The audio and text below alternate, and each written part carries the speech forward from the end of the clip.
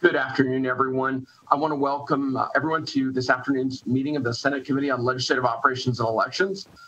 Today we have two bills on the agenda, Senate Bill 51 and Senate Bill 81, both of which relate to state employees. Secretary, we do have a quorum present here at our virtual meeting. If any members are late, please mark them present as they arrive. I want to welcome Senator Hardy, also Dr. Hardy here to present his legislation. And I have to ask the committee's indulgence because I have to present bills over at the Senate Health and Human Services Committee. I'm going to hand the gavel over to Vice Chair Lang and thank her for opening the hearings, and I will be back as quickly as I can. Thank you, Vice Chair. Thank you, Chair. I'm going to go over the explanation of virtual meeting procedures and public participation options. If you'll bear with me, some of us have heard it so many times we could probably say it in our sleep. Before we begin our agenda, I just want to briefly explain how this is going to work. As you know, for the time being, our building is closed and all of our meetings are held virtually. As most of you are doing now, you can view the committee meetings online through the legislator's streaming service or on the legislature's YouTube channel. As in previous sessions, all committee-related information is available on the Nevada Electronic Legislative Information System, or as we know it, NALIS, which is available on the legislature's website. For this session, the public has 3 ways to submit public opinion or testimony. Please note that each mechanism is slightly different. Some become part of record, and others are just opinions shared for the legislator's information. The 3 ways are: 1, providing testimony via phone during the committee hearings; 2, submitting written testimony; and 3, using the opinion poll application. To submit testimony via telephone during the meetings, members must register on Nellis and call into the phone number provided. To register, you must click on the word Participate button under each meeting and fill out the requested information. After registering, you must call into the number provided at registration to be placed in the line to testify in support, opposition, or neutral on a bill or to provide public comment. Our broadcast and production services team will prompt you when it is your turn to speak. This is a first-come, first-served option, and testimony may be limited.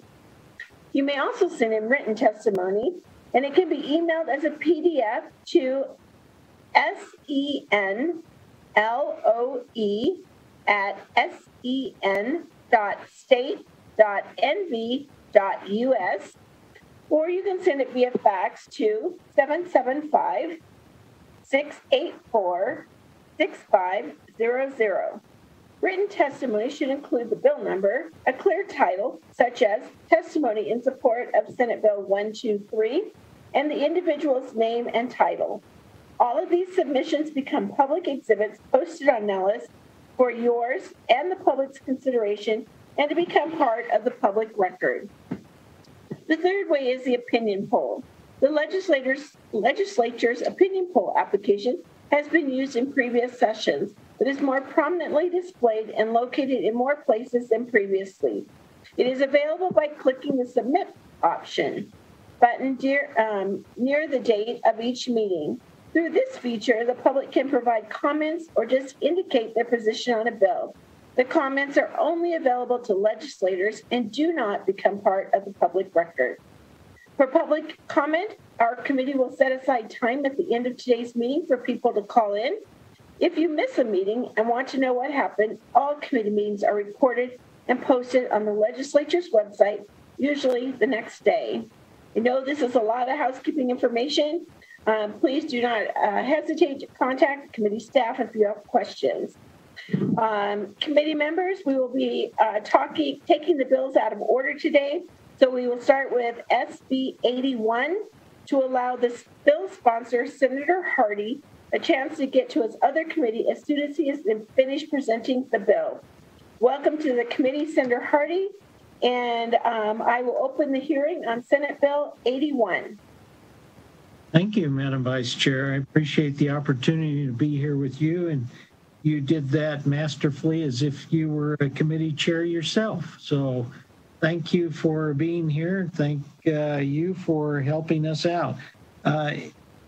SB 81 is a measure looking at the reality of salaries. And when we start looking at things that are in Nevada, we have to consider who it is and how it is that we recruit people. So one of the things that I looked at was the state employees have a virtual cap on what they are allowed to earn based on the percentage of the governor's salary himself. So inasmuch as we want to retain good people, recruit good people, and not that I'm a naysayer or a doomsmaker, but bottom line is there is a very good chance that we could have an inflationary spiral happen, which would put us in the next 2 years in a difficult position for some of the people who may be the ones we want to recruit or retain. So the governor's salary, what I did is I would refer you to your exhibit that talks about the compensation for executive directors and heads of independent regulatory boards. And there's a table in the exhibit that is labeled Overview of Executive Director Salaries and Key Metrics. So the governor's salary, according to the research, was about $141,000, almost $142,000 per year. Now, our current governor, Governor Sisolak, has felt the pain of everybody, and so he has been very generous with not only his time, but with his means, and has ostensibly not taken quote-unquote a salary, which, is wonderful for us, may not be as wonderful for him and his wife, but nonetheless, he's contributed very freely of his time and efforts and energy, as well as his salary. So it isn't based on what he takes as much as what he's allowed. So what he is allowed is that $142,000, approximately $142,000 a year.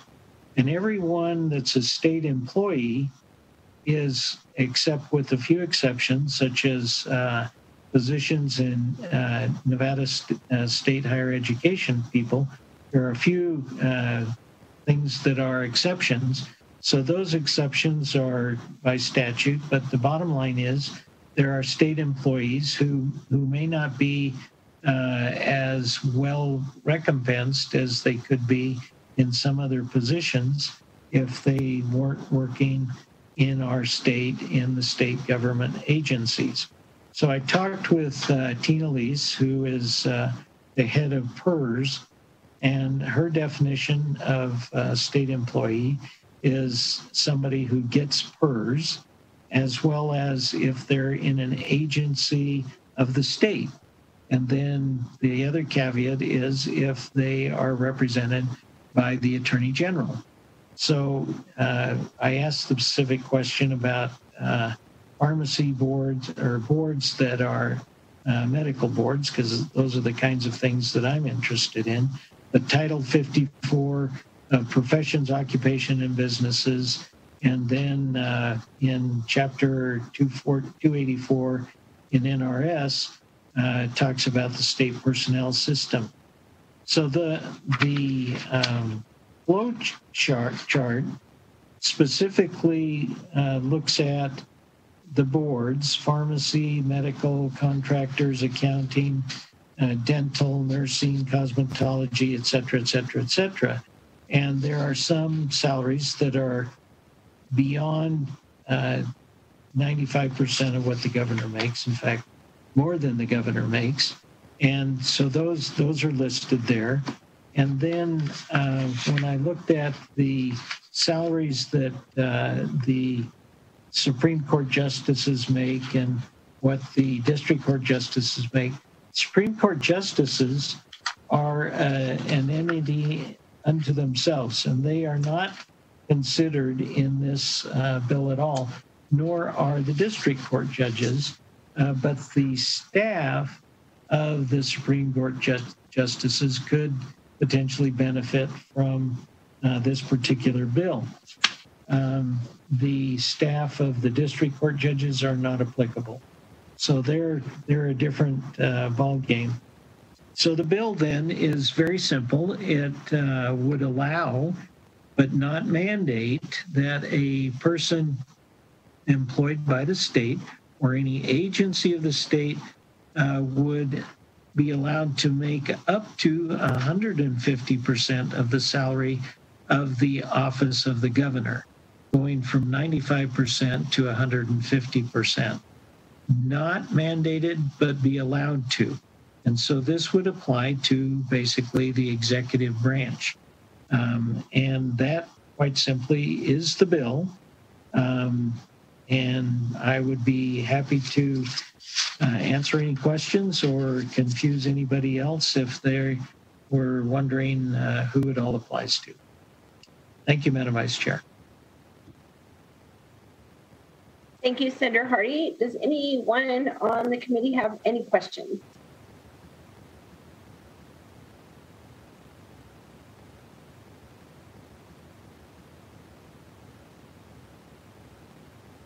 Well, Senator Hardy, it looks like you did a really great job explaining it.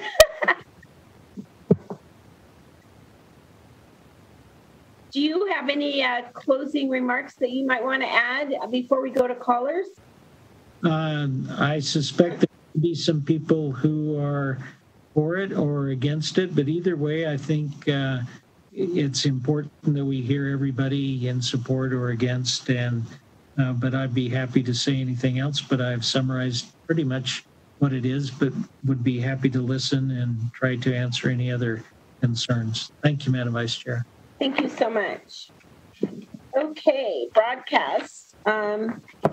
If we could go to the phone lines, if there is anybody in the queue who wishes to support Bill 81, excuse me, could we have them give their testimony? To testify in support of SB 81, please press star 9 now to get your place in the queue. I repeat, to testify in support of SB 81, please press star 9 now to get your place in the queue.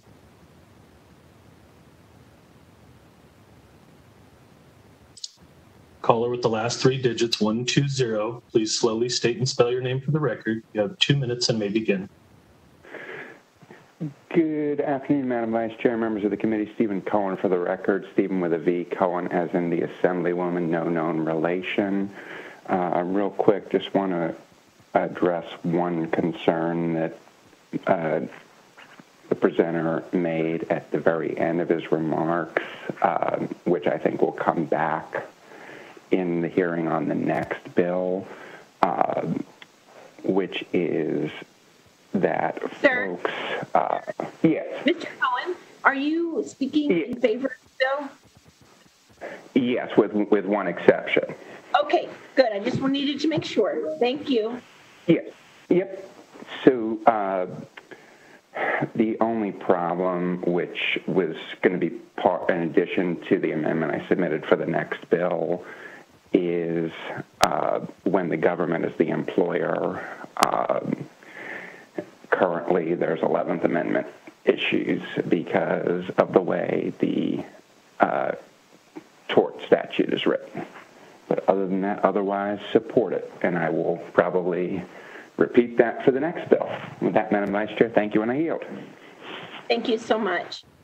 Next caller, please. At this time, there are no more callers in support of SB 81. Great, thank you. Do we have any callers speaking in opposition? To testify in opposition of SB 81, please press star 9 now to get your place in the queue. I repeat, to testify in opposition of Senate Bill 81, please press star 9 now to get your place in the queue.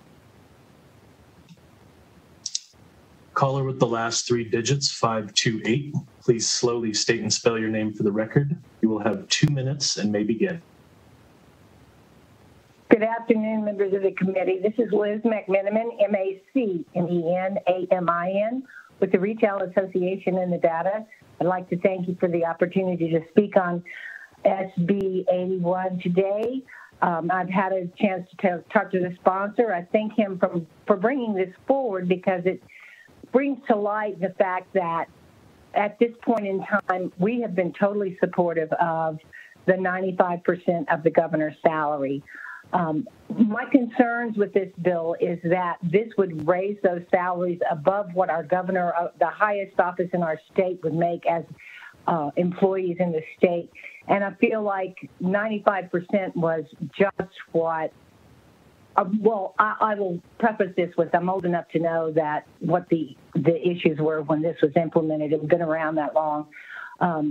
My concern is with the fee-based boards that Senator Hardy was talking about, because if they're fee-based, this gives these boards an opportunity to raise their salaries at the same time they raise fees on their licensees. And at this point in time, we're competitive with our fees with other states, but this could change all of that.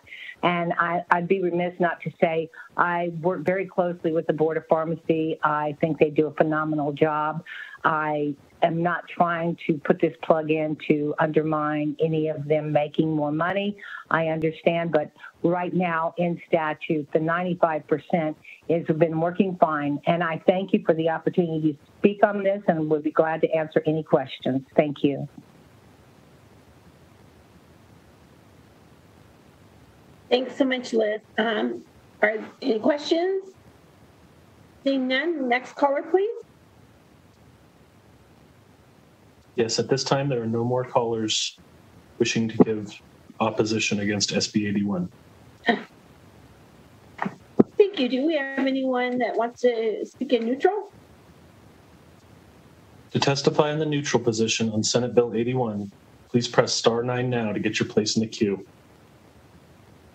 I repeat, to testify in the neutral position on SB 81, please press star 9 now to get your place in the queue.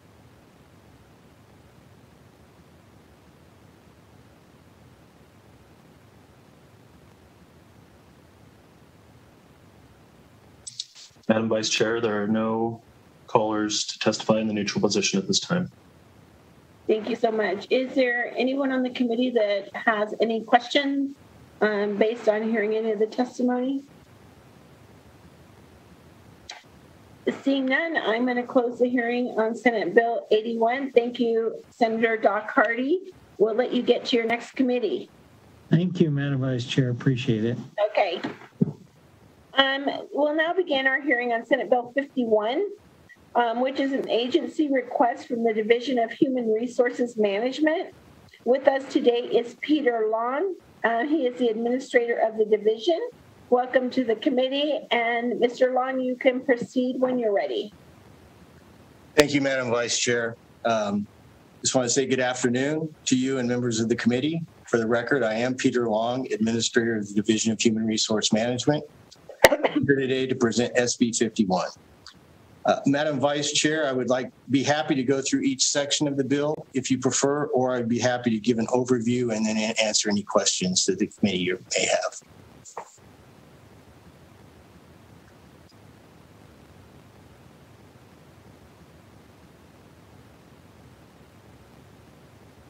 I think you're muted. I'm sorry. Thank you. I think if you just want to give us the high points of the bill, and then if that's okay with the committee, we'll do it that way, and then we can go to questions. Is that okay? Okay. For me, thank you. Senate Bill 51 is an act relating to state employees, prohibiting an employee of the executive department from engaging in sex or gender-based harassment, providing for the adoption and annual review of a policy for such employees concerning sex or gender-based harassment, prescribing certain duties of an appointing authority relating to sex or gender-based harassment, and creating the Sex or Gender-Based Harassment and Discrimination Investigation Unit within the Division of Human Resource Management, and providing for the investigation of a complaint by the investigation unit. I would just like to point out that the majority of what is being proposed in this bill is already current practice. The Sexual Harassment Discrimination Investigation Unit within DHRM was created in 2003 by Governor Gwynn and a policy addressing sexual harassment and discrimination was also created around that time. It is being proposed to be placed in statute as a result of the recommendation of the Governor's Task Force on Sexual Harassment and Discrimination created by Governor Sisolak in Executive Order 2019-01. With that, I'd be happy to answer any questions the committee may have. Thank you. Does anyone have any questions? Senator Gansford. Thank you, Madam Chair. So it sounds like this has been policy since Kenny Quinn. Is there any difference in what you're proposing here versus what you're proposing based on what's happening right now and what's in policy versus what you're trying to put in statute? The only significant change would be where right now, after we do an investigation, we provide the report to the appointing authority at the agency where the offense was alleged to have occurred, and that ends our role in the process. The bill is proposing that after we provide that report, the appointing authority would report back to us of any action that was taken on that. Okay, and then is all of this because of personnel issues? Is everything confidential, or is there an aggregated report annually, or how is that? What happens with that? All investigations are currently confidential per NAC. This would put that confidentiality in regulation, and there's no issue with the current process per se.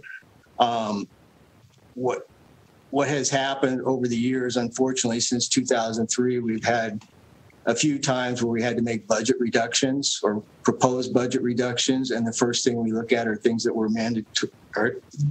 required statutorily to do. And this not being one of them, it has been proposed. The elimination of this unit has been proposed a couple times on those budget cutbacks, but the powers that be have wisely decided that it needs to stay. So this would put it in statute, so it would not be one of the first things considered during a budget cutback. Thank you.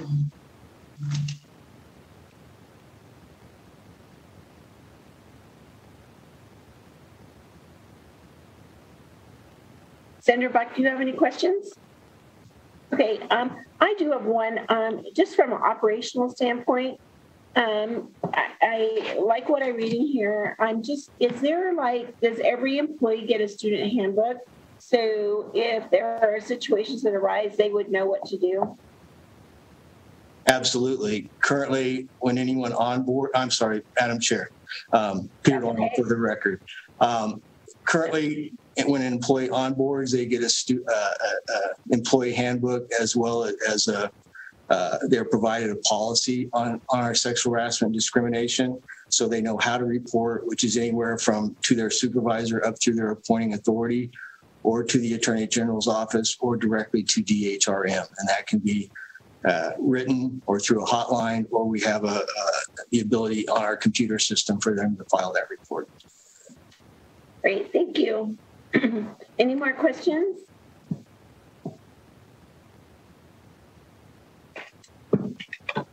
Okay, if there are no more questions, then I would ask Broadcast to open it up to those in support on the telephone line.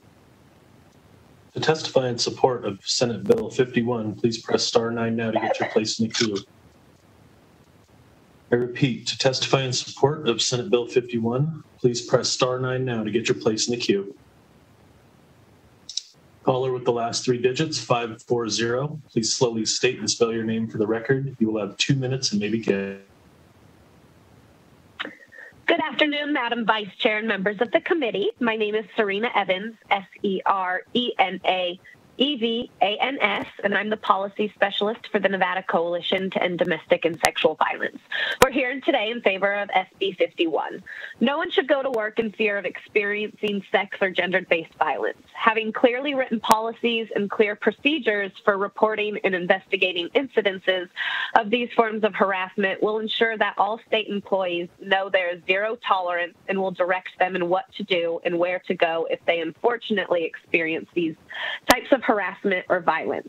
This small act of reviewing the policies and trainings annually will ensure that Nevada stays up to date on emerging trends and policies and will allow the opportunity to update their policies and training requirements as needed.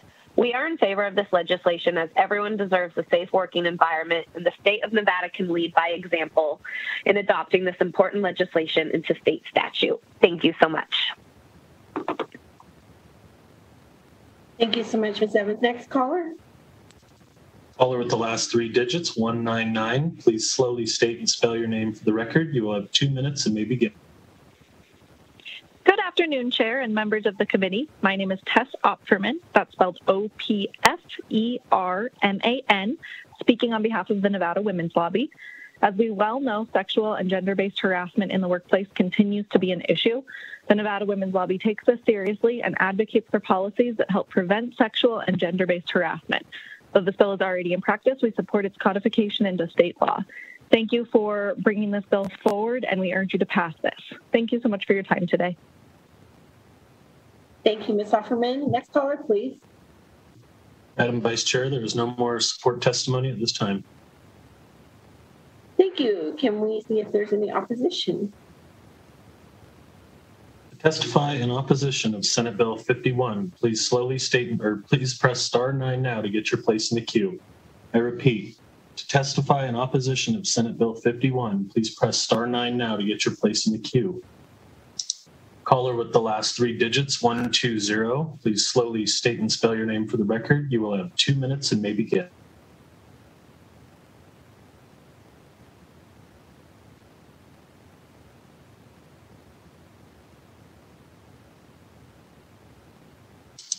Caller with the last three digits, 120. Please slowly state and spell your name for the record. You will have 2 minutes and may begin.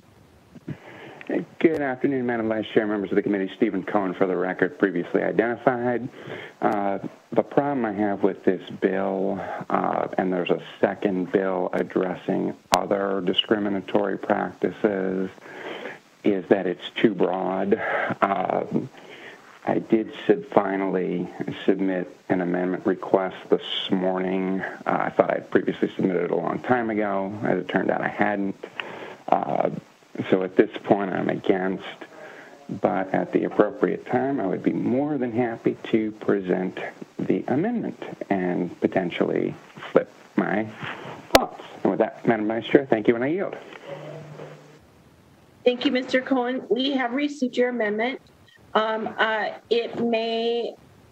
This is very specific in the law what we're dealing with. We need to send it to legal and make sure that it fits within where we are in the statute, and also share it with the presenter, because I always like to have the presenter see the amendment before we move forward. So we'll make sure that the presenter gets a copy of that as well. Okay? I think he's off, but Mr. Long, have you seen the amendment? Madam Vice Chair, Peter Long for the record, I have not. Okay, so I'll make sure that you get a copy of that, and then we're also going to send it to legal to make sure it fits in with the scope of what we're trying to do here, because I think this is pretty narrow, and the amendment talks about this 700-hour program. So we'll deal with that offline, and then we'll have another hearing on this bill. If we decide to amend it, then the body can have a discussion about that as well. Okay? Thank you, Madam Vice Chair. Are there any other callers in opposition? Madam Vice Chair, there is no more opposition testimony at this time. Okay, I need neutral. Testify in the neutral position on Senate Bill 51. Please press star 9 now to get your place in the queue. I repeat, to testify in the neutral position, please press star 9 now to get your place in the queue.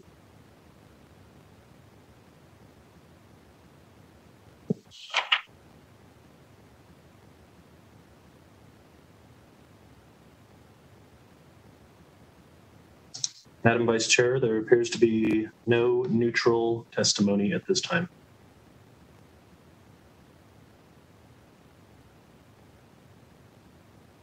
Okay, thank you. So I just want to thank Mr. Long for bringing this forward. I think these are really important things also to have in statute, and I'm glad we could have this discussion today. Do you have anything else that you would like to add, sir? Peter Long, for the record. No, Madam Vice Chair, I would just like to thank you and the committee for the opportunity to present this bill. Thank you. We really appreciate your time. And with no more comments, I'm going to close the hearing on Senate Bill 51. I would now open it up to public comment. If there's anyone on the lines that wants to give a general public comment. To give general public comment, please press star 9 now to get your place in the queue. I repeat, to give general public comment, please press star 9 now to get your place in the queue.